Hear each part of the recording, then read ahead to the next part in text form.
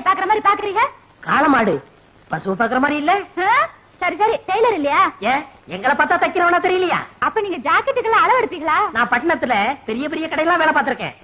அதை விட்டு என்னத்துக்கு கிராமத்துக்கு வந்தீங்க? இந்த டெய்லர் கடை படுத்து போச்சு, நீ வந்து உஸ்புடுன்னு சொன்னாரு, அதான் உஸ்பு வந்திருக்கேன்.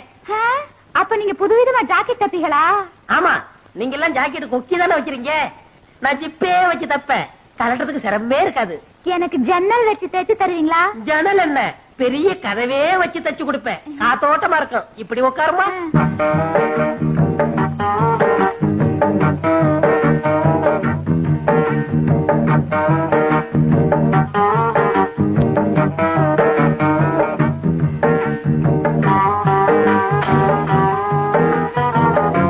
நீங்க நினைச்சா எனக்கு எப்படி சரியான அளவு தெரியும்.